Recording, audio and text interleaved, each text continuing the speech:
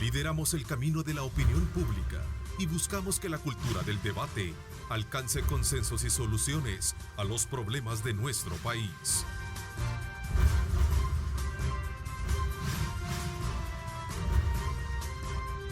Diálogo con Ernesto López.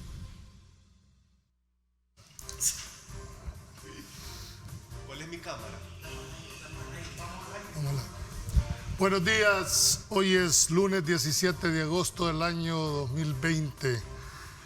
Qué bueno que amanezcan informados por el grupo Megavisión en todas sus áreas.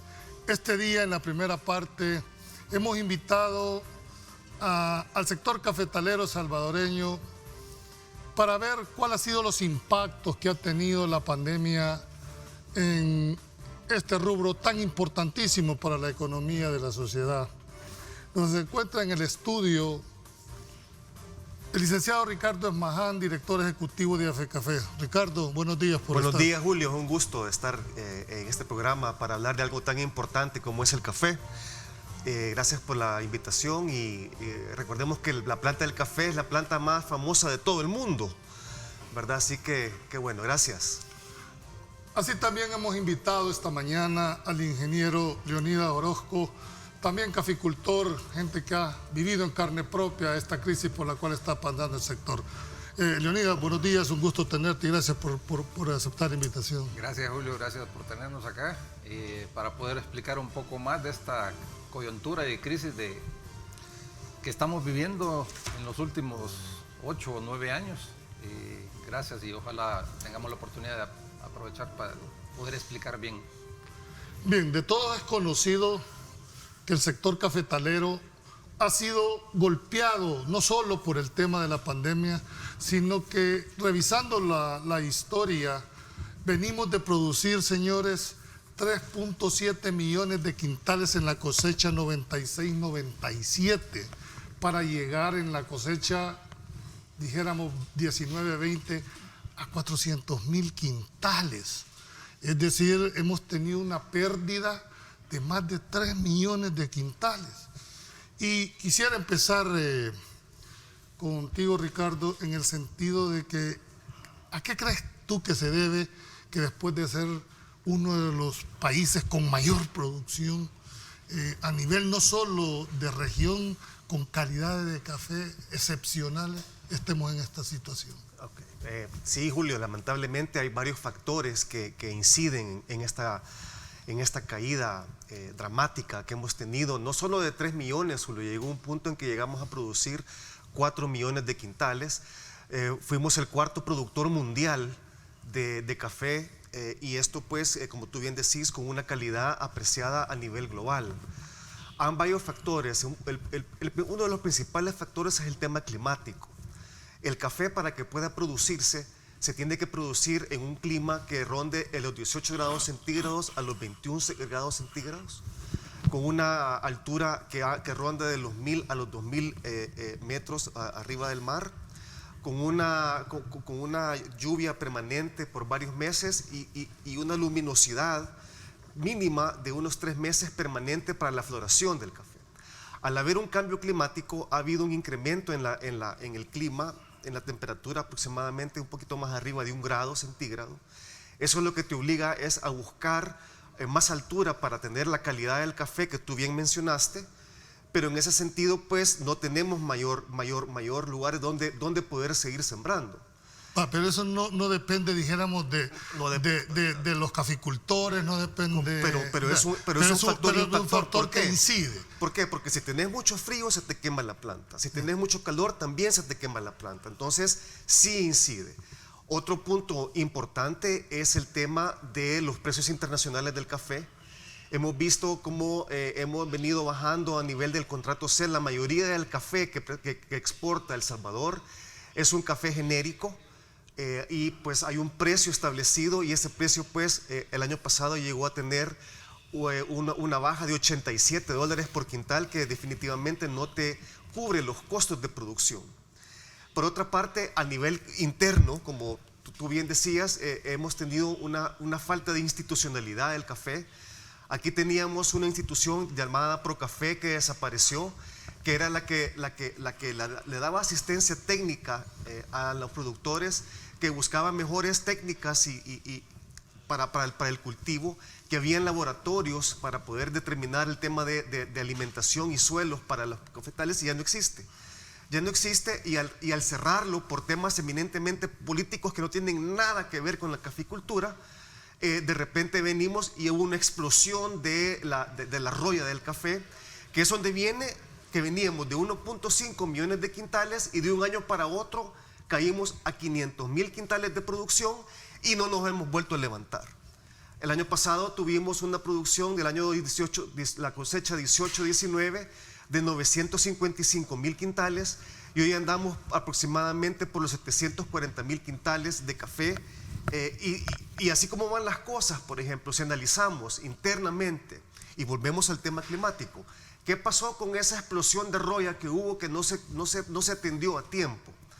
En el año 2012-2013 tuvimos una gran tormenta parecida a la que tuvimos este año con Amanda, y luego de la tormenta la humedad con el calor hace propicio la generación de la roya en el parque cafetalero, y si tú no la atendías a tiempo, obviamente la roya te va a atacar y te va a caer como yo cayó. Yo entiendo la parte climática, entiendo la parte del precio, el interno, pero al productor no le puedes exigir de que pueda atender esto si no tiene los incentivos adecuados, bueno, las políticas adecuadas. El cuarto tema es el tema financiero y la deuda del café, y eso es importante saberlo, porque no necesariamente es para la renovación de cafetales, sino para el mantenimiento de los cafetales que ya existen en el país. Anda una deuda aproximadamente de unos 195 millones de dólares. No toda está en mora. Es una deuda que está trabajada en el sentido de que hay solvencia, pero hoy por hoy como que el café no llama la atención para poderle seguir apostando financieramente. Entonces, cuando juntas todas esas situaciones, haces como la tormenta tóxica perfecta en contra de la agricultura. Y es ahí donde viene el impacto. Entonces, creemos nosotros, por ejemplo, de que en el sistema financiero, ya la banca privada avanza, corrió y eliminó toda su cartera de café. La banca que tal vez más tiene café es el Banco Agrícola, que todavía cuenta con una cartera de 8 millones de dólares, que no está en mora todo. Y luego los bancos de fomento en el país. ¿Dónde está la banca de fomento en el país, Julio? Si tú me preguntas, ¿cuál es la función que puede tener una banca de fomento? Y no vemos una banca de fomento activa dedicada a incentivar tanto la nueva producción de café como las que ya están sembradas.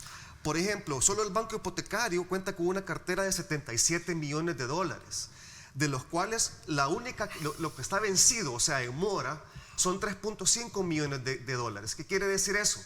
Que la gran mayoría de la cartera del banco que más tiene la deuda del café en este país tiene saldos que están todavía viables y están solventes. El Banco Hipotecario, por ejemplo, tiene una cartera de 20.3 millones de dólares, de los cuales está en mora solo 600,000 dólares. O sea que está sano, los productores de café están pagando. Venimos de una deuda de Ficafé arriba de los 300 millones de dólares. Hoy por hoy Ficafé nada más cuenta con una deuda que ronda aproximadamente los 50 millones de dólares, y eso te da una visión de que sí hay productividad, pero hay un abandono. Entonces, mientras no tengas un acompañamiento tecnológico, agropecuario, financiero y de políticas establecidas para la caficultura, es bien difícil que saquemos esto adelante. Leonidas, hemos visto en el planteamiento al inicio, no me voy a traer al tema climático, lo entiendo perfectamente, bien.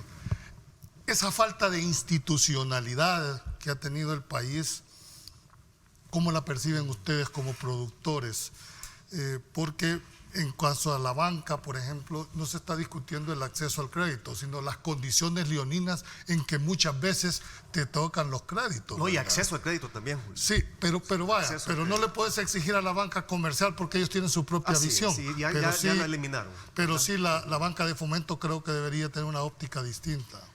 Existe, Julio, un decreto que no es nuevo, a donde el 25% del patrimonio, de los créditos de la banca privada deben ser otorgados al sector agropecuario, y eso no se está cumpliendo.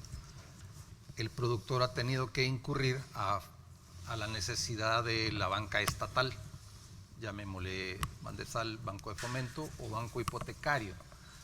Y es ahí donde se ha podido apegar un poco al último decreto, que fue el apoyo del fideicomiso para la resiembra de café. Muchos de los que hemos hecho uso de ese crédito hemos enfrentado a la problemática de tener que arrancar el cafetal viejo y resembrar el nuevo y cuidarlo durante 3 o 4 años. El dinero que otorgan para la resiembra no alcanza para esos 4 años. Entonces es necesario aportar un poco de parte del productor. Y es ahí donde se ha cometido el error. Porque durante esos 3 o 4 años el cafetalero no ha tenido la posibilidad de ingreso porque ha perdido en su producción. Y aquí quiero hacer bien claro en una situación que la gente siempre habla del caficultor, que lo ven como una persona adinerada, como una persona grande. De los 23,000 caficultores que hay en el país a la fecha, el 75% son pequeños productores. Sí, estaba viendo en mi... Esto es de 0 a 5 manzanas. De 0 a 10 manzanas. De 0 a 10 manzanas se encuentra el rubro grande. Un 5%, un 20% es mediano y un 5% es grande. Y grande es 100 manzanas para arriba. Aquí fuimos afectados en reforma agraria y se redujo toda esa situación de productividad. Somos el único gremio que fiscalmente pagamos renta al Ministerio de Hacienda, ganemos o perdamos. ¿Por qué? Porque viene en el descuento. El descuento es natural. A la hora de una liquidación de café, van a descontar el 1.5% de renta. Indiferentemente a la hora de tu cierre fiscal en abril del siguiente año, te lo van a quitar, ganaste o perdiste, y no es recuperable. Tampoco está la facilidad del drawback que teníamos antes del ingreso que teníamos por la venta del café. Pagamos 85 centavos a 2 instituciones que ya mencionaba Ricardo, Procafé, que ya no existe, que son 35 centavos, y el Consejo Salvadoreño del Café 50. ¿Y si ya no existe Procafé, aún así le siguen cobrando? Todavía se sigue pagando. Ese es un tema bien interesante que lo podemos discutir, disculpa. Entonces, viendo el contorno, esos 3-4 años no hubo producción. Entonces hubo que ver cómo se compraba el maíz para comer. ¿Qué sucedió? ¿O qué está sucediendo? La gente, aquí en el país, a la fecha se han entregado 50 millones de arbolitos de café para un bosque nuevo de café en los últimos 5 años. Si eso estuviese produciendo ya, tuviéramos 500,000 quintales. Ya. Bueno, ¿pero qué se han hecho? Porque no se pueden llevar a la casa los... Hay 3 factores grandes. O no se sembraron, o la semilla del palo era no certificada, no había trazabilidad, o no se le dio el mantenimiento siguiente durante esos 3 años, que es la gran mayoría. Entonces, yo en varias ocasiones le he dicho al ministro, señor, no hagamos esto, mejor hoy que estamos con el tema de los viveros, que se quiere ir a regalar nuevamente 15 millones, está bueno por los viveristas, porque tienen el producto para venderlo. ¿Y será la época para suponete que le resolvieran este tema a los viveristas? Sí, es decir, sabemos la problemática que existe, pero en la agricultura hay épocas. Hay la agricultura momentos. necesita tiempos. Si ahorita diesen esos arbolitos, tenés 3 semanas, 3 quincenas, o sea, estamos hablando de mes y medio, para estaquillar, para hacer hoyos, que es lo más tardado, y para sembrarlo. Llegamos a finales de septiembre, a donde el invierno prácticamente se ha ido. Esos árboles están condenados. 90% condenados a ser perdidos. ¿Qué propondrían ustedes como productores? Porque ya yo creo que de estudios, de reuniones, ¿qué propondrían ustedes cómo se sector, dijéramos, productor o demandaran, dijéramos, del gobierno? Actualmente, salvar lo poco que está rescatable. ¿Y eso pasa por? Esos 4,5 millones que quieren invertirse, es tan fácil ir a comprar 500,000 sacos de abono y repartirlos, si eso quisieran hacer. El árbol necesita fertilizante para producir y esa no está uno en la capacidad de estar comprando ese fertilizante. 4,5 millones equivalen a 500,000 de sacos. Tú puedes sembrar 100,000 manzanas con eso, abonar 100,000 manzanas con eso, de un parque que creemos que ahorita anda rondando los 150,000. ¿Y eso han hecho ustedes alguna petición concreta? Porque algo que se dice es que gremialmente están desunidos, que hay demasiada representatividad, unos con unos, otros con otros. ¿Lo han hecho ustedes llegar a donde debería llegar esta petición? Se ha hecho, se ha hablado, se ha propuesto, arrancando la propuesta de un refinanciamiento, que si el cafetalero no es sujeto de crédito en el sistema financiero, que es en la actualidad ahorita, Ricardo mencionaba que es poca la mora, es cierto, pero ha sido una reestructuración tras reestructuración. O sea, uno no es capaz de salir de ese círculo. Entonces, para mantener la categoría, es la necesidad de ir recategorizándose a través de nuevas escrituraciones. Está bien, no le voy a pagar ahorita al capital, le voy a pagar intereses, por ejemplo. Esa es una mecánica que se ha dado en el sistema. Sí, pero seguís endeudado. Pero la deuda no disminuye. Entonces, propuestas, pero ¿qué han hecho ustedes? La propuesta que se ha hecho es crear un fideicomiso a donde se lleve el sector, la deuda de esos 180 millones, afortunadamente está en el sector estatal. Entonces, poderle quitar toda la parte de extra, que son los intereses, y llevarse el capital ahí. Ese sería un beneficio enorme para un respiro grandísimo. Sin embargo, tú puedes ser nuevamente sujeto de crédito, pero si tú ves las condiciones del mercado y seguir diciendo, ¿para qué voy a seguir si estoy perdiendo? Ya llevo 7 años perdiendo, ya no quiero hacer. Entonces se ha propuesto un apoyo de $40 como compensación ambiental, que no le hemos tocado todavía. La gente da por sentado, que abre su chorro y hay agua, cuando hay agua, ¿verdad?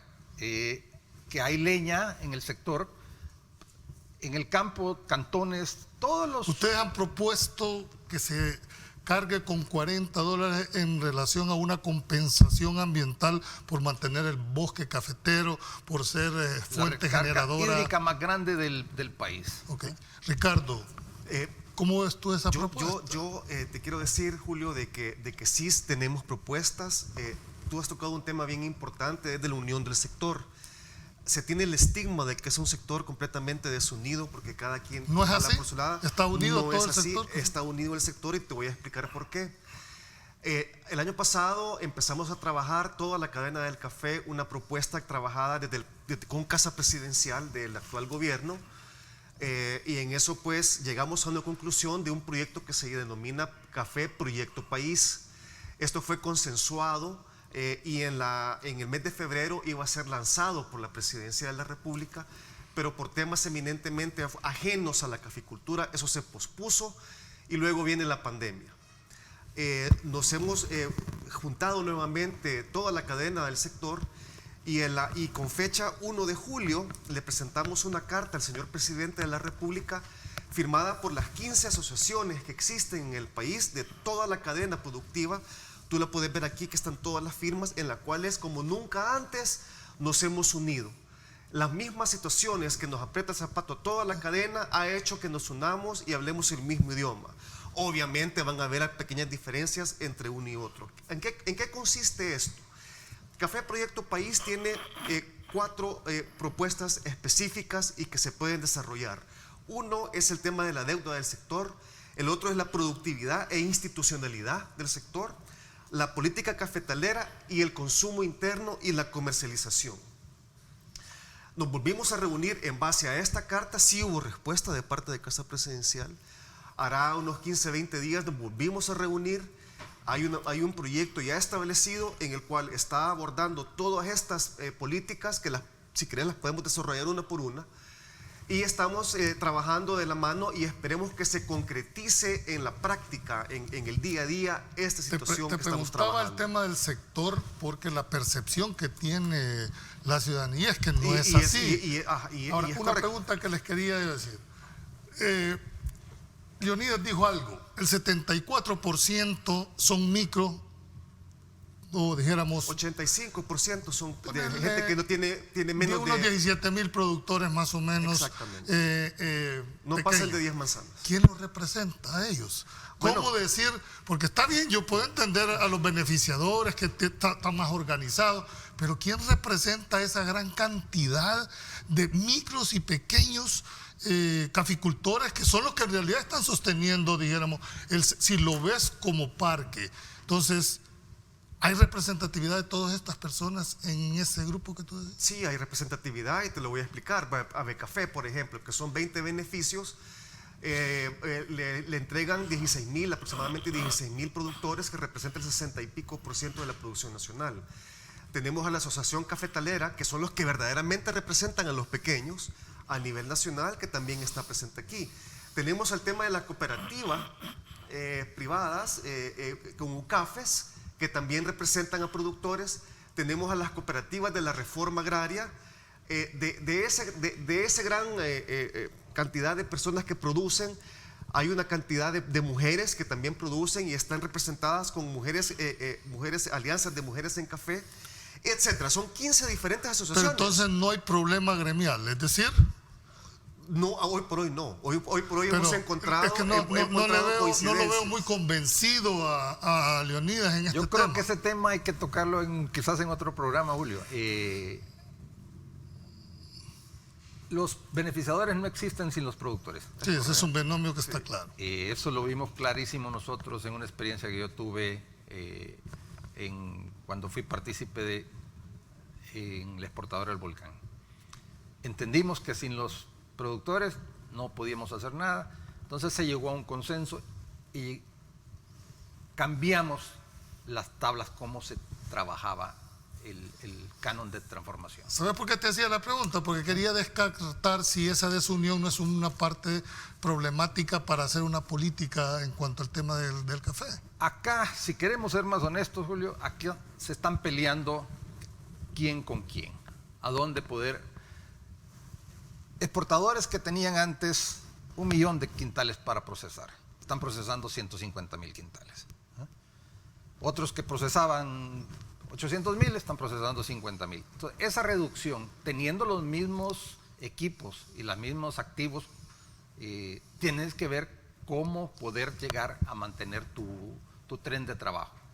Entonces, eso ha generado una voracidad en el mercado.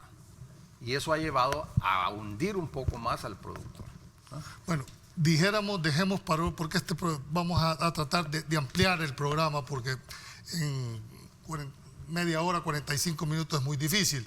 Yo quisiera que concretizáramos, si el sector hoy por hoy no incide en cuanto a la unidad, ¿qué propondría? Me dijiste, bueno, ahí están los decretos, pero lo que pasa es que nadie los quiere hacer ejecutar. ¿Vamos a seguir esperando a que aquí en realidad se vuelva esto un desierto? El último, los decretos, que es probablemente el más apropiado, que es el que busca la capitalización del sector productivo, y aquí el sector productivo, es el decreto 614. ¿Y por qué no se ha implementado?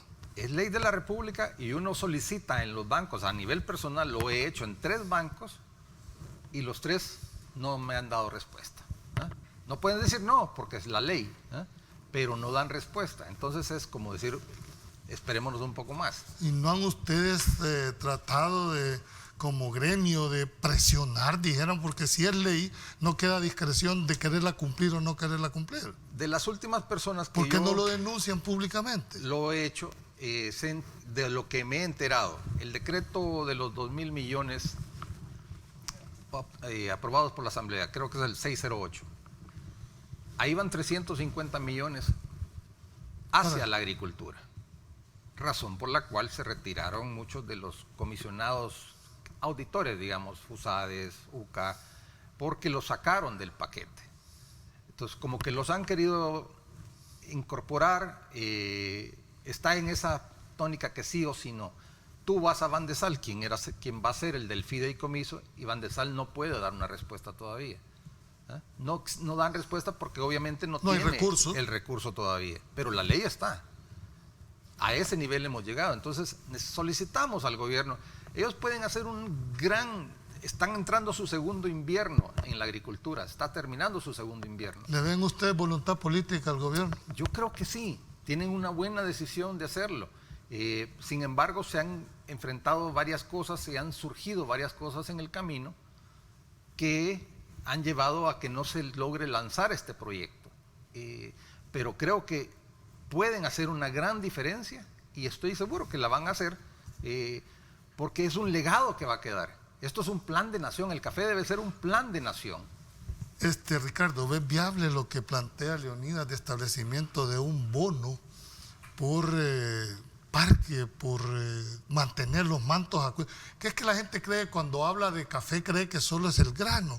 No ve los efectos en cuanto a generación de empleo, la delincuencia que esto puede generar, el tema del mantenimiento. Yo no sé o explíquenme ustedes si hay otro bosque más grande que el cafetero a nivel nacional para el sostenimiento de los mantos acuíferos.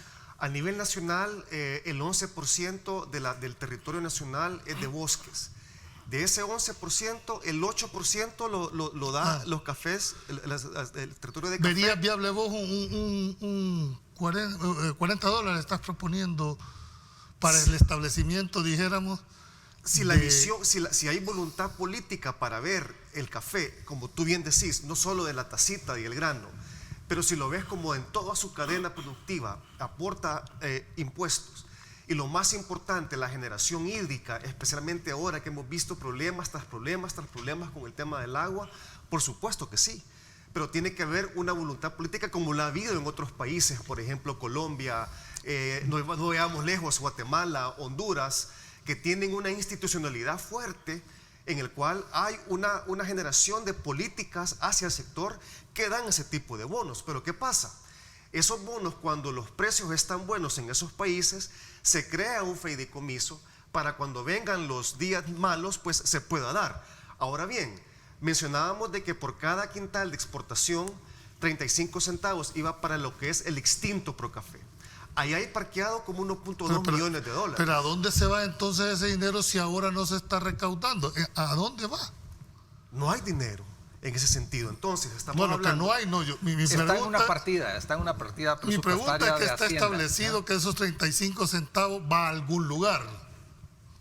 Son fondos ajenos en custodia que los tiene el Ministerio de Hacienda. Okay. ¿Tú ves viable esa propuesta? Yo creería que sí, Julio. Aquí le damos subsidio, y perdón, el sector transporte, que es el que contamina. Y va gente por inhalar todo ese humo. También los vehículos particulares contaminan, todos. Estamos de acuerdo, pero no reciben subsidio. El transporte sí. Y somos el parque cafetero el que limpia todo eso. Entonces, si estamos hablando de $40 en 700,000 quintales que se produjeron el año pasado, estamos hablando de 28 millones. 28 millones se consiguen con ponerle 10 centavos a la tarifa de ANDA, por decirle, y no quiero tocar el tema del agua, pero es una de las propuestas. ¿Y quién administraría estos fondos? Ese fideicomiso que se solicita que maneje. Pero hablamos de 28 millones contra 400 millones, pues, o sea, es una pequeñez saber que se recibe de eso. Y lo más importante de esto, el café tiene la capacidad de generar 150,000 empleos. Digamos, en los 3,5 millones que generábamos. Si nos fuéramos a 100,000 personas, que es lo que hemos manejado tradicionalmente, por cada persona hay 5 indirectos. Estamos hablando de 500,000 personas. Por 5 en un grupo familiar, 2.5 millones de salvadoreños tienen que ver relacionados en el área de café, pues. Bien, cuando regresemos en la última parte de la entrevista, queremos ver las propuestas concretas en los cuales tanto el sector productor, en este caso el beneficiador, y toda la cadena que integra la parte productiva, ¿qué le proponen al Estado? ¿Qué le proponen al país como una medida para poder paliar, no resolver, pero por lo menos para poder paliar en un primer momento a esta gran cantidad de personas. No nos cambie, ya volvemos en Diálogo 21.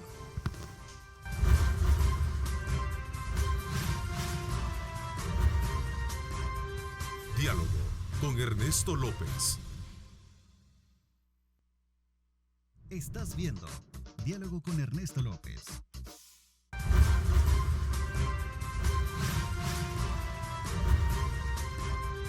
Diálogo con Ernesto López. Gracias por continuar en Diálogo 21. Leonidas, habíamos quedado en la otra parte el hecho de la viabilidad de poder exponerle un impuesto específico en carácter de compensación, dijéramos, para entender de que el agua no es que nazca así de la noche a la mañana en un pozo, sino que es producto de una recarga. Pero yo me acuerdo que también existía otra forma y eran los bonos ambientales que quisieron. ¿Es viable también esto porque ya existieron en el país? Nunca existieron. Hubo una propuesta que la hizo Procafé y desgraciadamente a la hora de aprobarse lo denegaron por una tontera de negociación de comisión. Comisión única. ¿Y eso detuvo? Eso detuvo que se pagasen esos bonos de oxígeno, ¿no? Era venta de carbono, ¿no? ¿Se puede saber en qué periodo se detuvo esto? Es que yo creo que hay que serle transparente. El ministro Cáceres fue el que detuvo esto en Hacienda, cuando él estaba en Hacienda. Pero yo entiendo que él es cafetalero. Su familia es cafetalera, él tiene café también, y desgraciadamente se detuvo ahí. Eso existe y es viable. Hoy hay bonos ahorita en la Comunidad Europea y bonos de país. Tenemos un endeudamiento de país ahorita llegando a los 23.000 millones de dólares y hay bonos que pueden servir incluso para el país, para paliarlos, ¿ah? Los está otorgando. Hay muchísimos países, Alemania, Holanda, Suiza, están trabajando en esos bonos porque sí se preocupan. Ya antes solo nos íbamos al protocolo de Kioto o al de París. Hoy no, ahí han salido muchas ONGs en el tema, fin, con plata, queriéndola poner para conseguir esos bonos ambientales. Esa puede ser otra de las propuestas, ¿eh? Pero mayor que todo es llevar al productor a incentivarlo nuevamente. Mucha gente ha perdido el ánimo de seguir trabajando porque se sigue perdiendo. Entonces, la necesidad de llevarlo a que tenga utilidad sobre lo que produce y no estar en las variables que hemos hablado, si llovió, si no llovió, si subió la temperatura, si vino una enfermedad nueva. Voy a hacerte esta pregunta clara. Si están ustedes como productores y beneficiadores claros de que el establecimiento de una compensación, el establecimiento de unos bonos de carbono, ¿verdad? ¿Por qué no se hace? ¿Hay falta de voluntad política?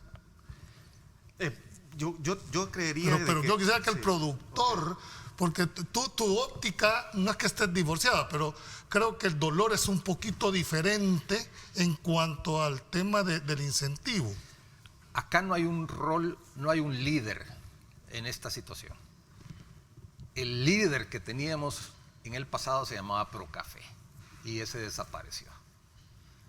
El Consejo Salvadoreño del Café, su rol ha sido demasiado pasivo, ¿no? Y lo es a la fecha.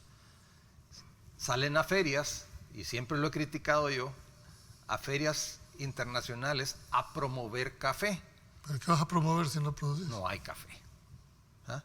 Los 10 personas que logran vender buen café, y no estoy hablando de miles de quintales, estoy hablando de 50 quintales, de 25 quintales, lo hacen ya por naturaleza. Y nosotros gastamos en ir a ferias a Japón, en ir a ferias a Corea, en ir a ferias a lugares lejos, cuando podemos promover el consumo interno de ese café. Bueno, me decían aquí de que hay 300.000 quintales que se importan de café soluble. ¿Es cierto eso? Las estadísticas te lo pueden decir. Las estadísticas de importación, el país, El Salvador, aquí se consume mayoritariamente café soluble. No hay una política de incentivo del consumo de café nacional. ¿Y por qué no lo hacen ustedes como productores? Estamos trabajando en eso, y la cantidad de café que se importa como café soluble, que es un café de malísima calidad generado por Café Robusta, que no es el café, digamos, de excelencia que produce El Salvador, como el café arábigo. Entonces, nosotros dentro de las propuestas que tenemos precisamente para el tema financiero y para el tema de los bonos es, como hacen todos los países del mundo que tienen una producción nacional y que la protegen. ¿En qué consiste? Si yo tengo una producción nacional de X producto y estoy importando cantidades masivas de ese producto que compiten con lo que yo produzco en mi país, Proponer que se se le genere establezca un fondo para la competitividad y reconversión de los diferentes sectores que ya se han implementado aquí en el país, en el caso del maíz, en el caso del sorgo, en el caso de la carne de cerdo, entre otros, que lo podemos hacer con el café soluble, que es lo que consume la mayoría del pueblo, para que con ese dinero se pueda implementar una política de consumo nacional. Ricardo ha puesto, pero esto pasa porque hay que crear una ley, porque esto no puede ser así. ¿Cuál ha sido la receptividad de la Asamblea Legislativa con respecto a este tipo de propuestas? Hemos ido a cabildear en la Asamblea, ya saben, todo es cabildeado, platicado, previo. Se trata de entrar a un proyecto, unos dicen sí, unos dicen no, y el enfoque siempre queda en el tintero. Hay muy buenas propuestas. ¿No les interesa? Yo creo que todavía no se han dado cuenta, y si se han dado cuenta no se quieren incorporar al proyecto. El plan café, como lo mencioné, si son 100,000 personas laborando, esas 100,000 personas nos llevan a 2,5 millones de salvadoreños. Es el 40% de nuestra población que tiene de alguna u otra forma que ver con el café. Los transportistas, la gente en los beneficios, el que vende el café en la calle, hay miles de gentes. Pero eso es lo que no se entiende. Entonces, esa parte es la que no se comprende por qué lo dejan en el aire. Apagan fuego, sí. Cuando empezaron a sucederse los embargos, por ejemplo, con decretos establecidos de no embargo, y aún así la banca seguía embargando. Bueno, pero eso ya no es responsabilidad de la Asamblea, sino hay que deducir responsabilidad a la banca. Pero tiene que haber alguien tiene que detener eso. Alguien tiene que detener eso. Entonces se detuvo, sí es cierto, pero ahí es donde ves si hay voluntad o no hay voluntad, o si se quiere hacer puntualmente, o no. ¿qué le propondrías tú a la Asamblea Legislativa? Para mí, crear un nuevo decreto a donde apoyen de forma integral la compensación ambiental. Eso fuera fundamental para poder seguir en este negocio. ¿Tú? Bueno, ¿Qué propondrías así, ya que has visto que no hay voluntad política? No lo quiso decir de una manera muy, muy fuerte, pero con toda esa concientización de que es generador de empleo, de agua, efecto multiplicador, y aún así no interpretar, dijéramos, esa necesidad, ¿qué le propondrías tú? Hay un abanico de propuestas que están ya establecidas y consensuadas con la cadena del café en todos sus rubros y el gobierno con la Asamblea Legislativa. Tenemos una cantidad de leyes que se tienen que reformar, como la ley del Consejo Salvadoreño del Café, la ley del Fondo de Emergencia del Café, la ley de comercialización del café, entre otras, la ley de equivalencia del café. ¿Y habrá tiempo, Ricardo, antes de que esto, o vamos a ir a la vela del sector? Tiene que ser. Y la otra, por ejemplo, ya hablando de temas financieros, desentrampar ese $1,5 millones que existe de los fondos que los mismos productores han pagado y exportadores que están fondos en custodia del Ministerio de Hacienda, que tienen que utilizarse para la nueva institucionalidad que va a venir a hacer las veces de Procafé, que se necesita urgentemente en el país. Hablábamos del fondo que se puede crear también por medio de una ley de las importaciones de café soluble que se tienen para poder implementar una política hacia del consumo nacional. Mi pregunta es si el timing, si el tiempo, porque está bien mientras estamos platicando, pero hay un montón de gente que está allá esperando precisamente pues nosotros hemos seguido a que se le lleve su problema. Nosotros hemos tocado la puerta insistentemente en la Asamblea Legislativa, siempre escuchamos lo que queremos oír, pero hace falta que se concretice. Ejemplo claro, Procafé. Que mire que ya lo vamos a hacer, que hay dictamen, no, pero que el ministro tiene que mandar una carta, no, que tiene que mandar una segunda carta, no, que y así nos tienen. O sea, y es un Vamos problema a y ver, lo vamos a Leonidas. seguir haciendo. Yo el llamado, Julio, honesto que le hago es al gobierno que tiene el caballo ganador ahorita y dejar el legado a este sector. Y ellos saben la importancia de este sector, lo reconocen. Entonces creo que es fácil ponerse de acuerdo entre el Ejecutivo y el Legislativo en este tema. ¿Tú Y crees, aún con esta situación que está, crees que está el momento para eso? está el momento, porque nuevamente, como te digo, el gobierno ha desperdiciado su segundo invierno, ¿no? Y esto ya no puede seguir. El sector está agonizando. El sector ya está en lo último. Creo, me atrevo a decirte que así como sucedió el año ¿Tan pasado, apocalíptico estás planteando esto? hubo gente que no recolectó el año pasado ya.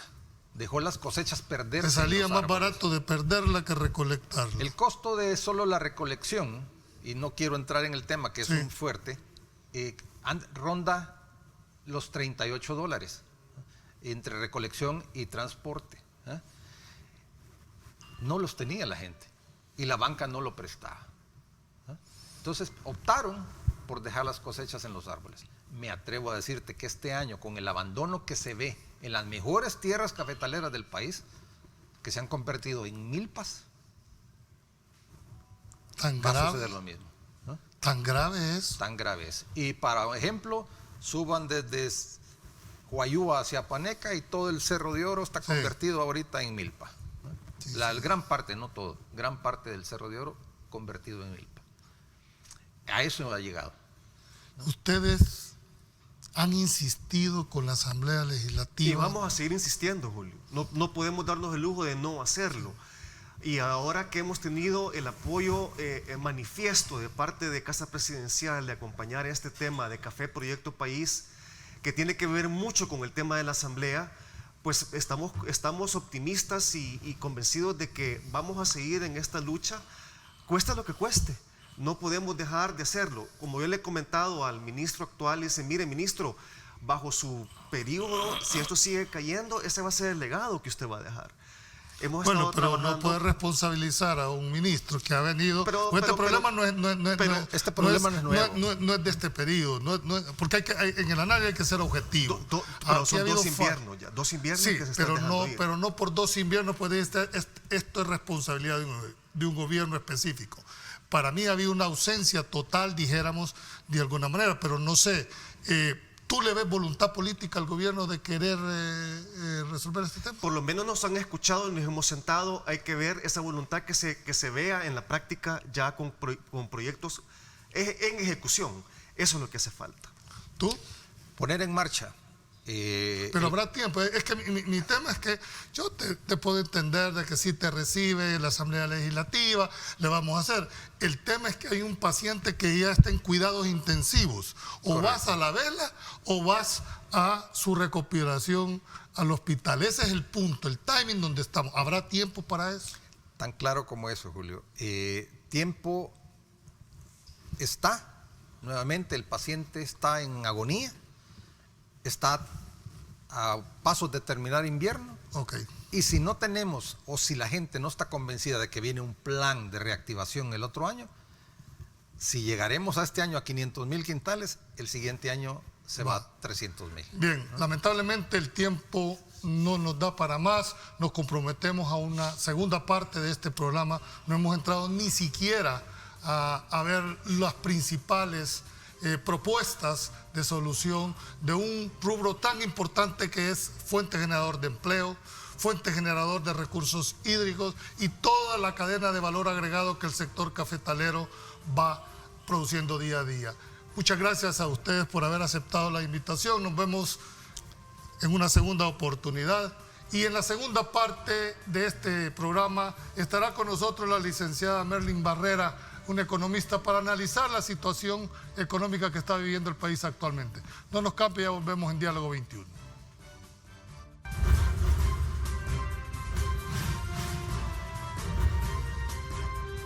Diálogo con Ernesto López. Estás viendo Diálogo con Ernesto López.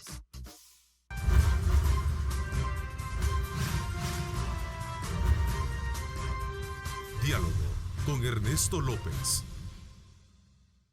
Gracias por continuar en Diálogo 21. En esta segunda etapa vamos a analizar con la licenciada Merlin Barrera, a quien le damos la más cordial bienvenida. Muchas gracias por aceptar la invitación, Merlin. Buenos días, Julio. Un gusto estar aquí con usted. Gracias por la invitación y también un saludo a la audiencia de este programa tan visto en todo el país. Vamos a tratar de despejar, Merlin, cuál ha sido el impacto de la pandemia en la economía salvadoreña, cuáles son las perspectivas económicas del país después de que esto pase, ¿verdad? Porque estamos viendo de que los ingresos del Estado han caído sustancialmente, ¿verdad? Vemos que no hay una reactivación económica. Estamos pronto a una apertura de una manera desordenada, puesto al no existir un instrumento que regule, dijéramos, de una forma ordenada. Se apela a que los empresarios crean su propia autorregulación, y entonces siento que de alguna manera hay una forma como de poder, ¿cómo te pudiera plantear?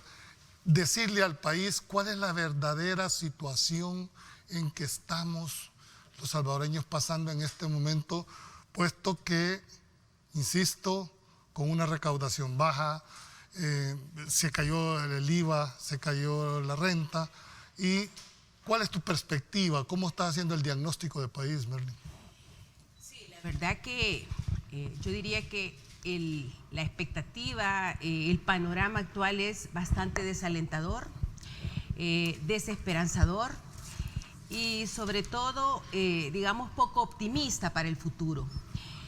Ya las últimas informes que ha presentado el Banco Central menciona de que el nivel de déficit fiscal, por ejemplo, va a llegar a menos 12%, habla de tasas de crecimiento que vamos a retroceder hasta menos 8.5%. Estas son las preliminares que han hecho, ¿no? O sea, porque... ¿Puede ser más? Puede ser más, sin duda, ¿verdad? Puede ser más.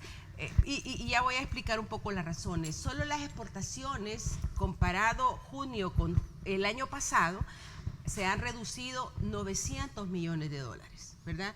Solo las remesas han bajado más de 200 millones de dólares comparado junio 20 con 2019. Solo ahí usted puede visualizar una reducción, digamos, a nivel de la economía, más allá de las finanzas del Estado, que ciertamente el ingreso está disminuyendo, la actividad económica está disminuyendo. Yo considero, ¿verdad?, que, y ya CEPAL ha hecho algunas estimaciones, Julio decía que en la pandemia para El Salvador, el BID también lo mencionaba, tendremos consecuencias de cerca de 600,000 salvadoreños que van a caer en pobreza. Yo quisiera decirle a la población, ¿verdad?, que desde 3 gobiernos atrás se vino trabajando en esto de reducción de la pobreza y bajamos de tasas de 45%, es decir, 45 de cada 100 salvadoreños pobres, a cerca de 28%. Obviamente esto no se logra. ¿Crees que va a aumentar en esto? Es que definitivamente incluso CEPAL ya hizo estimaciones de 600,000 nuevos pobres y además habla de que podríamos llegar nuevamente hasta tasas de 38%, ¿verdad? Esto, más allá de cifras macroeconómicas, es la realidad del salvadoreño, ¿verdad? La pobreza realmente está incrementando y eso no lo tengo que venir a decir yo con cifras. Uno sale por la calle y las banderas blancas siguen existiendo, sigue gente pidiendo, ¿cómo se llama?, víveres para poder sobrevivir. Ya las tasas de desempleo formal, ¿verdad? La semana pasada veíamos que las AFP reportaban cerca de 60,000 personas menos cotizando en las AFP. La Cámara de Comercio en sus encuestas que hace a sus agremiados habla de cerca de 60,000 empleos que ellos están perdiendo. La semana pasada se hablaba de 150,000 MIPYMES que están en situación complicada, esos datos incluso oficiales. Entonces el panorama realmente es bastante complejo.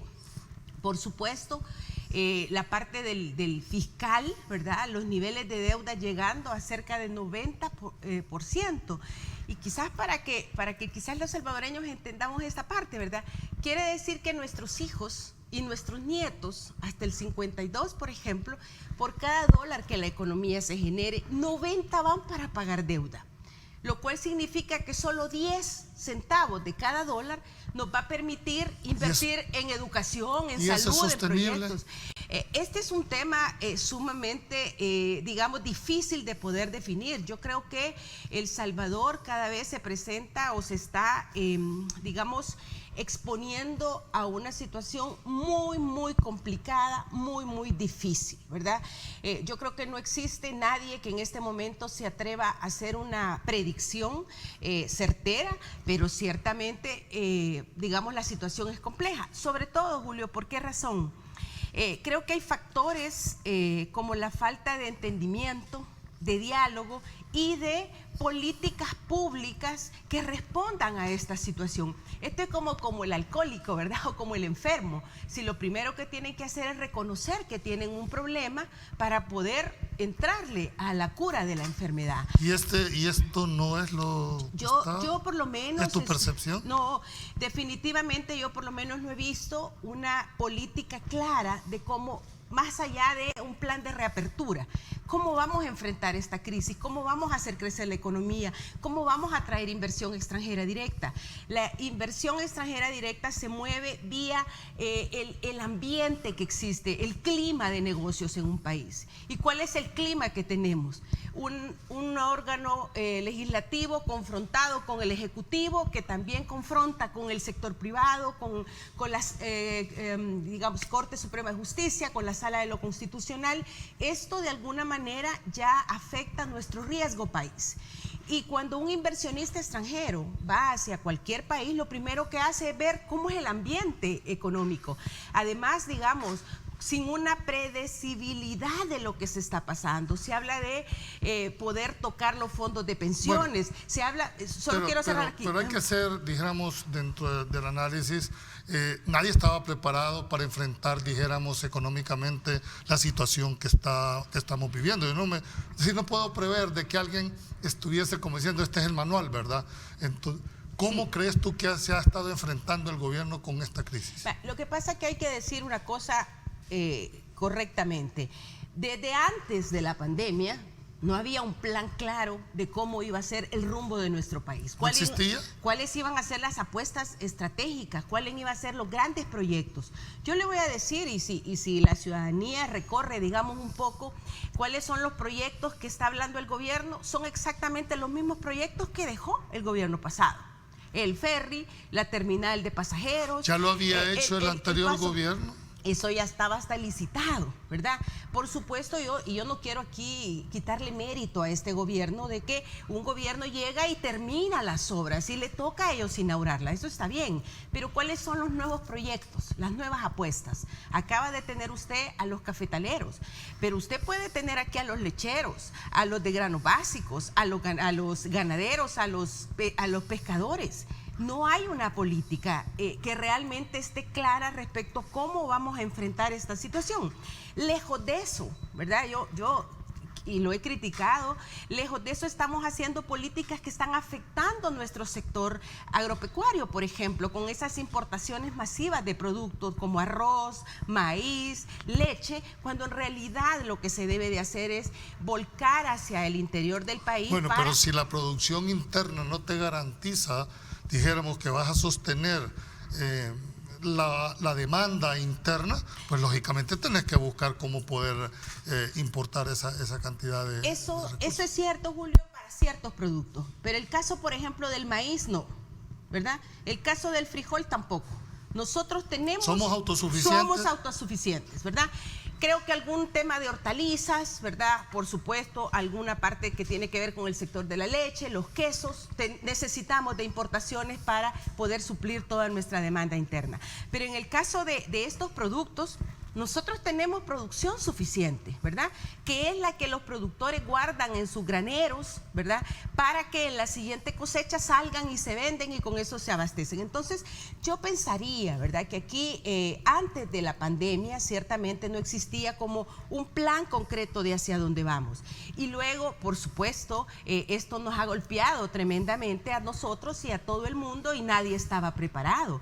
Pero ponerse a llorar, digamos, es decir, y no estábamos preparados y por eso el país sigue sin rumbo, no puede ser. Tenemos vecinos como Guatemala, como Costa Rica, aquí cerquita, ¿verdad?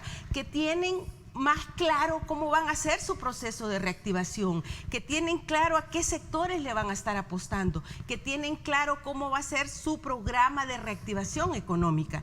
Usted ha escuchado aquí también a las personas que me precedieron y uno lo escucha que cuando se colocaron, por ejemplo, los primeros $1.000 millones a 9.5, los bonos que se colocaron carísimos, ahí iba una parte que iba para el fideicomiso de Bandesal.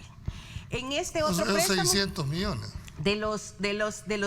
No se dijo cuánto, solo dijo de los 1.000 hay una parte para el fideicomiso. Y de eso, también en este nuevo préstamo de 250 millones con el BID, también se habla que una parte va para MIPYMES y para Bandesal y para el fideicomiso. El dinero de los 1.000 millones entró hace ratos, entró en julio. ¿Cómo es posible que a estas alturas no estemos otorgando ya este dinero, inyectándolo a las pequeñas empresas para que realmente logren procesos de reactivación? Ya vamos a tocar, quisiera hacerte una pregunta, y es si dentro del análisis económico que tú has hecho por tu formación, yo he escuchado a muchos economistas decir de que la desgravación unilateral que hubo en un momento determinado por parte del país afectó grandemente a los productores internos, porque te ponen a competir con otra cantidad de productos y tú lo puedes ver en los supermercados, que allá es el producto que tú querrás allá adentro, de cualquier parte del mundo. Sin embargo, no tenés el aliciente hacia el interior de nuestros productores nacionales, porque no los pones a competir en igualdad de condiciones. En tu óptica, esa desgravación unilateral, yo sé que hay tratados bilaterales, pero ¿fue buena esa decisión habernos desgravado unilateralmente? Bueno, yo creo que hay algunos sectores que supieron aprovechar estos, digamos, más que desgravación, estos acuerdos, estos tratados que se firmaron, ¿verdad? Por ejemplo, el caso del sector textil y confección fue uno de los que mayor aprovechó estos acuerdos que se firmaron, claro, y obviamente logró desarrollarse. Hoy por hoy, por ejemplo, es el sector que más empleo formal genera a la economía, más de 80,000 personas trabajan en ese sector. Del total de exportaciones, la mitad proviene del sector textil y confección. Sectores como el plástico también lograron hacer procesos de reconversión. La industria farmacéutica nuestra se ha colocado como la mejor de Centroamérica, pero ciertamente, digamos, hubieron sectores perdedores. El caso de la agricultura es un sector precisamente que colocó estos procesos de degradación en una situación compleja porque no fueron acompañados con programas y políticas que permitiera realmente lograr procesos de reconversión agroindustrial o agroempresarial, digamos, en el caso del sector agropecuario. Entonces, aquí un poco le tocó, como decimos un buen salvadoreño, a la brava, ¿verdad? A ver cómo logramos sobrevivir. Aparte, digamos, que el tema en general de la economía global, del cambio climático, afecta tremendamente a la agricultura. Alguien que se dedique a cualquiera de los sectores del sector agropecuario o agrícola, siembra. Pero resulta que o mucha lluvia o poca lluvia, que no sabemos cómo va a comportarse, termina afectando los costos de producción. Entonces, el sector agropecuario en general, y aquí hablo del sector agrícola, ganadero y pesquero y agroforestal, requiere de programas concretos y precisos, exactamente, ¿verdad? Con fondos y programas de apalancamiento que permitan esas reconversiones, ¿verdad? Solo en el sector de maíz, que fue algo que usted me preguntó, hay cerca de 325,000 pequeños productores, ¿verdad? Que son a todos estos a los que le reparten el paquete agrícola. Pero ¿cómo no ayudamos a transformar? Si cuando uno hace un recorrido por el país, alguien hace poco me decía que yo no conozco el país, pero todo este producto se produce en laderas, ¿verdad? Con niveles de rendimiento bajísimo, ¿verdad? No hay sistemas de riego para que estos sectores realmente puedan incrementar su productividad. Cuando regresemos vamos a analizar la segunda de las crisis, porque hemos analizado ahorita cómo está dentro, cómo golpeó, mejor dicho, la crisis del COVID en nuestra economía. Pero viene todavía otra peor, que es después de que esto pase, cómo vamos a enfrentar como país esta reactivación económica. No nos cambie, ya volvemos en Diálogo 21.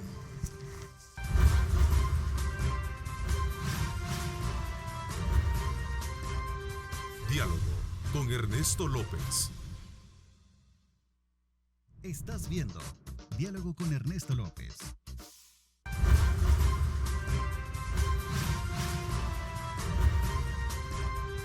Diálogo con Ernesto López.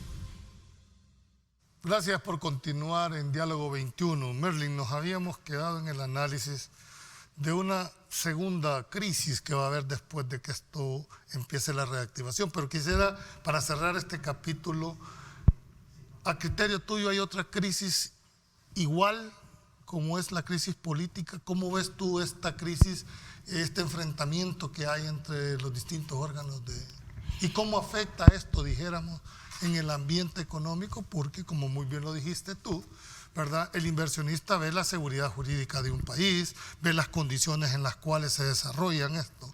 ¿Crees que son los mensajes idóneos para lograr atraer a la inversión? Sí, yo creo que sería un error separar lo económico de lo político, porque ciertamente, aunque uno se mueve en la esfera de un ámbito propiamente más técnico, más tangible, más de indicadores, el sector político está íntimamente relacionado. Por ejemplo, ¿verdad? Y ya nos está afectando, no es un tema de que nos afectará solo en el futuro.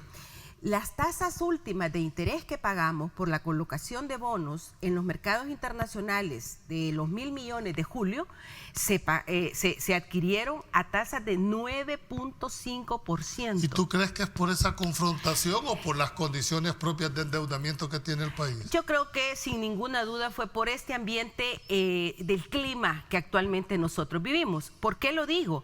Porque si bien, digamos, es innegable que hay una situación complicada a nivel de los mercados financieros internacionales, también es innegable que países vecinos, ¿verdad?, con problemas muy similares a los nuestros, como Honduras, como Guatemala, obtuvieron tasas de interés en sus colocaciones que también hicieron mucho más bajas. No nos comparemos, digamos, con Panamá, que es una economía mucho más robusta, obviamente que siempre se diferencia del resto de países de Centroamérica, pero el caso de Honduras, por ejemplo, y Guatemala obtuvieron tasas menores en esas colocaciones que también hicieron. Entonces, yo sí pienso, ¿no?, que ya, digamos, el impacto lo estamos teniendo a nivel de estas colocaciones y las tasas que nos tocará pasar. Por otro lado, la probabilidad que la inversión extranjera directa venga al país se está afectando, porque obviamente cuando para ir a traer a estos inversionistas no tenemos un ambiente digamos político que garantice esa estabilidad jurídica que se requiere, ¿verdad? Creo que estar en esa continua confrontación por parte del Ejecutivo y los otros órganos del Estado, realmente estamos proyectando una imagen de inestabilidad, ¿verdad? Y obviamente cualquiera que invierte y quiere el retorno de su inversión, pensará mejor irse a otro país. Entonces, ciertamente esta situación yo creo que es muy compleja, afecta directamente el corazón, lo económico de nuestro país, y obviamente también afecta el hecho de que también haya una especie de digamos, campaña dirigida hacia cierto tipo de empresas. Si yo como inversionista invierto en el país, ¿qué garantía tengo que el día de mañana no tenga todo el Ministerio de Trabajo tratando de verificar, más con una actitud no es fiscalizadora? Fiscalizadora, el rol del Estado es ese, precisamente fiscalizar. Yo diría que si todos los empresarios tuvieran el mismo trato, entonces yo diría que bien que lo están haciendo. ¿Tú crees que es una famosa frase que se usa? Bueno, a mi amigo le interpreto y a mi adversario lo aplico. Quizás por lo que podemos leer, Julio, ¿verdad?, de algunos mensajes dirigidos con un show mediático que muchas veces se hace, pues ¿No crees que sea rol fiscalizador del Estado? Yo más bien creo que siempre está haciendo un rol fiscalizador, pero obviamente también hay un cierto tipo de direccionamiento, ¿verdad? De hecho, el mismo ministro de Hacienda explicaba en una entrevista la semana pasada que se estaría firmando un convenio con la Superintendencia del Sistema Financiero. Sí. Bueno, me lo dijo en este programa, que estaban con una agresividad en cuanto a la evasión de impuestos, y yo creo que nadie puede estar en contra de que haya un programa, dijéramos, dirigido a que todos paguemos los impuestos. Sí, pero bueno, usted conoce mejor de estos procesos y sabe que esto no se logra de hoy para mañana, ¿verdad? Y ir una vez a presentar un caso ante la Fiscalía para una empresa y otra vez otros 10 casos para la Fiscalía, entonces da la impresión de que no es un trato igualitario hacia todos. Entonces, eso, más allá de que afecte o no a una empresa o no, yo no vengo aquí a defender a nadie, creo que no es la señal adecuada hacia un inversionista que quiera colocar sus recursos en el país. Pero fíjate que el gobierno, en este caso el Ministerio de Hacienda, cumple con llevar esto a la Fiscalía, ¿verdad? Es la Fiscalía quien toma este proceso y lo inicia, o sea, no es per se, dijéramos, o sea, hay como un filtro de aval y ahorita viene el segundo, que es el jurisdiccional, que ojalá puedan sostener el caso, porque no solo basta esto, sino el sostenimiento que judicialmente pueda darse. Yo por eso digo, ¿verdad? Estos temas de vamos a combatir la evasión y vamos a hacer mayor fiscalización no son nuevos, ¿verdad? Vienen de décadas atrás queriendo hacer esto. Y obviamente, digamos, todo el marco jurídico que está detrás debe de respetarse. Usted conoce mejor de este tema que yo, pero ciertamente esto no se logra de hoy para mañana, ¿verdad? Son procesos que hay que seguir y obviamente, digamos, si es la gran apuesta del Ministerio de Hacienda para incrementar los ingresos. Por lo menos eso fue la voluntad que externó el ministro. Yo estoy de acuerdo con que se combata esta evasión y elusión, totalmente de acuerdo, pero ciertamente debe de ser contrato igualitario hacia todo, ¿verdad? Porque incluso a nivel de los tratados internacionales nosotros firmamos una cláusula que se llama trato nacional, lo cual significa que el mismo trato se le da a los que vienen, a los que están y a todos. Bueno, nosotros tenemos una máxima que todos somos iguales ante la ley. Claro. ¿Verdad? El problema del país es un problema de aplicación más que de interpretación. Entonces, digamos, viendo todo esto, sin duda la inversión extranjera directa, que ya ha bajado a niveles mínimos en estas condiciones, no. Sí. Entonces, diría yo que va a ser muy difícil, ¿verdad?, atraer inversionistas extranjeros que inviertan en nuestras grandes apuestas de sectores cuando realmente no hay esa certeza jurídica de que si yo invierto se van a respetar las reglas Quisiera del juego. hacerte esta pregunta porque muchos interpretan que esta es una crisis política generada por una confrontación entre dos órganos, pero dijéramos, dentro del proceso de formación de ley, para que un decreto se convierta en ley se necesita que el presidente de la República lo sancione y lo promulgue. Pero él constitucionalmente tiene todo el derecho de hacer uso de un control, que es el caso de los vetos. Y una vez se supere, tiene que irse a la Corte Suprema. ¿No es eso en realidad la institucionalidad que el país o que el inversionista puede estar previendo? Porque dice, bueno, es cierto, hay dos confrontaciones entre órganos de Estado, pero al final la Corte viene y se pronuncia. El presidente ha dicho que va a respetar los fallos jurisdiccionales. ¿No es eso señales en realidad de institucionalidad? Cuando regresemos me dan la respuesta porque tenemos que ir a un corte comercial y me gustaría oír tu opinión desde el punto de vista económico. No nos cambie, ya venimos con Diálogo 21.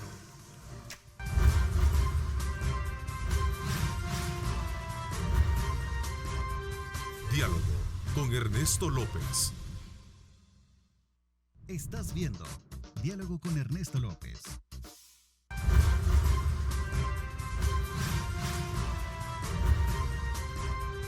Diálogo con Ernesto López. Gracias por continuar en Diálogo 21. Bueno, te había dejado planteada la pregunta, Merlin, en el sentido si esta institucionalidad del país no, en realidad manda un buen mensaje al inversionista, porque, bueno, los pesos y contrapesos de una democracia están siendo planteados. Bueno, yo diría que no recuerdo el número exacto de decretos legislativos que se aprobaron en el marco de esta pandemia, cerca de 38, si no mal recuerdo, ¿verdad? Entiendo que solo 2 han sido aprobados por el presidente, ¿verdad? El resto han sido vetados. Incluso en alguna oportunidad ni siquiera había recibido el decreto, creo que fue el 600 y tanto, o el 32, no recuerdo cuál. Cuando él dijo, lo voy a vetar, y ni siquiera lo había recibido, ¿verdad? ¿Son esos los pesos o contrapesos? Yo pensaría que no, porque esto es como una pareja, ¿verdad? Antes de llegar a estar en un tribunal discutiendo si se van a divorciar o no, uno primero conversa entre pareja. Entonces yo creo que el país lo que necesita a propósito de este programa es muchísimo diálogo, ¿verdad? Diálogo, pero de verdad un diálogo constructivo y sobre todo con disposición, ¿verdad? Porque si yo voy a ir a sentarme a imponer, para mí particularmente, hemos visto algunas reuniones en la Asamblea Legislativa entre algunos miembros del Ejecutivo y algunos miembros de la Comisión Política, donde realmente hasta se ha subido de tono. Yo creo que también ministros o presidentes de autónomos que se expresan de una manera tan despectiva, de empresarios, de periodistas, de diputados, no genera el ambiente que un país necesita. A mí me sorprende cada día el nivel de, digamos, confrontación y violencia al que hemos llegado. Y prácticamente lo que yo leo es que no hay una voluntad de verdad de tener un diálogo constructivo que beneficie el bienestar de la población o de nuestro futuro. Mientras eso no exista, ¿verdad? Personas como yo que vengo a decir estas cosas somos atacadas por decir estos tipos de situaciones y no es mi intención es criticar o no al Ejecutivo, es que creo que es importante que a nivel de la toma de decisiones exista un equipo que le plantee al presidente la necesidad de verdad. ¿Tú no lo ves que tenga, pues él tiene un gabinete económico, tiene un gabinete social? Bueno, yo de verdad, Julio, creo que toda esa expectativa que se generó al inicio de este Ejecutivo, de la meritocracia, ¿No lo ves? Definitivamente yo no lo veo. Creo que hay algunos ministros, algunos funcionarios que son bastante profesionales, sin duda, ¿verdad? Yo no quiero decir quién o no, pero en general, digamos, veo más allá de capacidad de poder apoyar al presidente, veo más bien una, digamos, selección de sus funcionarios más por amistad, ¿verdad? Pero sin ningún fundamento técnico que respalde alguno de estas decisiones. Nuestro buen amigo Paul Steiner me dice, mira, el problema es que durante 30 años en el caso de la agricultura no hubo como una sostenibilidad, dijéramos, sobre todo en la cadena desde la reforma agraria. Y él dice, bueno, mira, creo que lo único o la única manera de rescatarla es a través de encadenamientos productivos. ¿Tú crees que eso...? Sí, lo que sucede es que cuando utilizamos esta terminología, hagamos encadenamientos, desarrollo de cadena, son, digamos, conceptos que yo puedo venir aquí a decirlos, ¿verdad? Cómo se ejecutan en la práctica, con voluntad, con tecnicismo, con indicadores de resultado, es otra historia, ¿verdad? Entonces, el caso, por ejemplo, de la agricultura, ¿cuáles son las políticas? Aquí tenía usted un sector que se está quejando de que ni siquiera los escuchan respecto a sus propuestas que ellos mismos han dado. Yo he escuchado a los lecheros, he escuchado a los ganaderos, a los productores de granos básicos, ¿verdad? Pidiendo espacio para poder Bueno, pero llevar tampoco la Asamblea los escucha de la voz de ellos. Yo creo que aquí, bueno, el caso de la Asamblea... El caso de los caficultores. Sí, porque lo que sucede también, y ahí es una crítica también hacia la Asamblea, que quizás muchas veces por tener una mentalidad más electoral, no están pensando en la toma de decisiones correcta. Si un diputado llegara pensando que lo que va a estar ahí son 3 años, se preocupara esos 3 años para hacer lo que efectivamente corresponde hacer. Para que hay unos hasta se han jubilado. No, por supuesto, por eso digo, pues, ¿verdad? Y por eso muchas veces el Ejecutivo aprovechó esa situación para llegar a donde está. Pero eso también no quita, yo lo mencionaba en alguna oportunidad, que la Asamblea Legislativa debe de ejercer su rol de oposición, pero no en el sentido destructivo, sino de poder realmente discutir algunas de las cosas. ¿Y crees tú que la Asamblea ha jugado un rol de oposición? ¿Tiene el presidente de la República una verdadera oposición? Realmente creo que no la tiene, ¿verdad? Yo particularmente me parece que a lo mejor los asusta o me parece que, como decía, están pensando más en la próxima elección. Entonces yo sí creo que la función de la Asamblea, además de hacer leyes, de facilitar recursos, que se le ha facilitado muchísimo dinero al Ejecutivo, ¿verdad? Quiero recordar algo. En abril se hicieron las colocaciones de CETES y LETES, cerca de este año, cerca de 900 millones, que es deuda de corto plazo, menor de 365 días, que antes del próximo abril vamos a tener que pagar. ¿Y no la puede reconvertir en deuda de mayor plazo? Lo que pasa es que es como cuando, por eso se llama que es la tarjeta de crédito del Estado, ¿verdad? Cuando usted está acostumbrado a estar colocando 60 millones, podrá manejarlo. Pero cuando ha hecho una colocación de más de 900 millones, ahí la cosa se le complica. Exactamente, ¿verdad? Fueron 491 millones en LETES y 483 millones en CETES. Entonces, creo que esta situación es compleja y no se trata, digamos, oposición en el sentido me opongo a los préstamos o me opongo a los decretos, sino que exigencia de transparencia, de probidad y de rendición de cuentas. Y yo lo decía en alguna oportunidad, Julio, esto no solo es para el Ejecutivo. Creo que la Asamblea debe de exigir este mismo rol a la Corte de Cuentas de la República, a propósito de que estamos en una elección, al fiscal general de la República, que muchas veces no lo vemos, digamos, actuar con esa misma celeridad en casos de corrupción o de supuesta corrupción, que todos los hemos visto en los medios de comunicación. No es un tema de que yo me lo estoy inventando. Y como digo, todo es supuesto hasta que no se demuestre lo contrario. Pero yo sí pensaría, ¿no?, que la Asamblea debe cumplir también un rol importante para poder lograr ese contrapeso y esos entendimientos. Hay que entendernos en lo que tenemos que entendernos y también discutir y exigir aquello que tiene que ver con la rendición de cuentas, que en eso, digamos, el Ejecutivo nos está quedando por ¿Y tú crees que la coyuntura permite en realidad de existe ese diálogo entre unos y otros? Porque al final la gente está, no nos podemos abstraer del proceso eleccionario 2021, pero la gente está observando, la gente está, dijéramos, como analizando, y la percepción que tiene la ciudadanía muchas veces no comparte con lo que muchos dicen, mire, es que esto es porque el Ejecutivo no se da.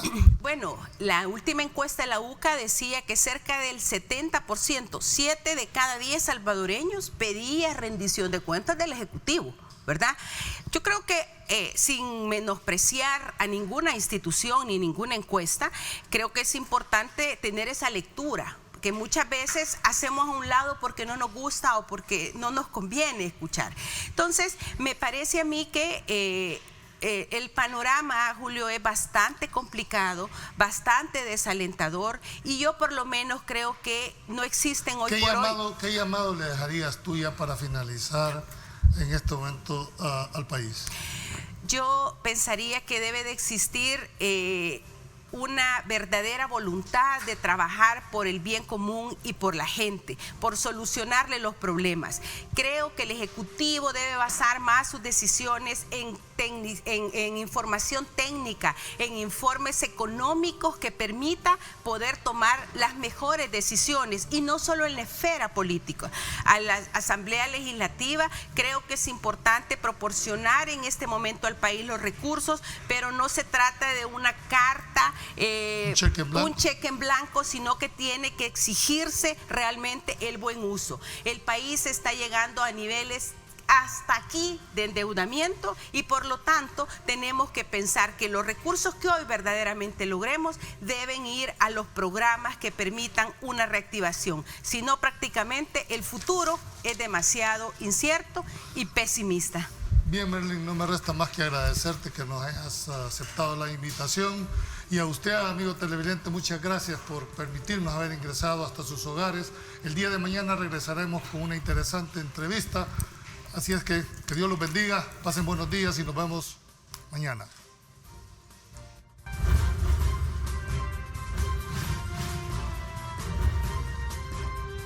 Diálogo con Ernesto López.